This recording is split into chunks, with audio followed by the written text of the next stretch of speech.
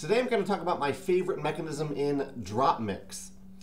I've had this on my list to talk about for about 2 months now, and I've struggled with it not because the mechanism isn't really cool, but because the technology needed to apply this mechanism to other games is, I don't want to say unattainable, but it's kind of in a league of its own. Basically with DropMix, you get this giant plastic tray with card slots on it, and you hook up your phone to one end of this tray, and you play cards in the different card slots on the tray. These are specific cards that come with the game. You can buy booster packs even and add them to the game. And as you add them, the phone acts as a speaker to play music that corresponds with that specific card. Now, as I started to play this game, I thought, okay, that's pretty cool, but why do you need this big plastic contraption? Like, isn't the phone looking at the cards and seeing it? Because whenever you put a card down, the music associated with that card immediately starts to play. So I thought, okay, the phone must be looking at the card. But no, this is the mechanism, this is the component that elevates this game in a way that I've never seen with a game. Every card has a wafer-thin microchip in it that you can't see or feel.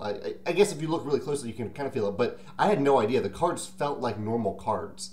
And the microchip itself is talking to the specific slot in the DropMix card tray and telling it, hey, this card is here, this specific card is here, send this music to the phone. And this happens in a millisecond. Like, it's instantaneous. When you play a card, the music for that card starts to play corresponding to the slot it's in. As you can see, like, this mechanism is so specific to this game that I kind of had a hard time figuring out how I would talk about it in a way that might help me as a designer and might help you as a designer too. But I think it's still worth talking about, because it's possibly this technology will develop so that it's more accessible to the masses. Right now, DropMix is like a $100 game. I think you can get it on sale, but based on the cost to make it, they priced it at $100. Part of that might be due to the royalty for the different songs that they have on the cards, because they're very popular songs. They're not like no-name songs. But I think a lot of it is the actual technology that goes into having the reader that senses the card that you're playing on it. But think if this technology developed to the point that it can be integrated, say, even into a normal cardboard game board, where when you play cards in different slots, it means something, and the game knows what that card is telling you. And the game can communicate that to you, that it sees that card in that specific place in different ways.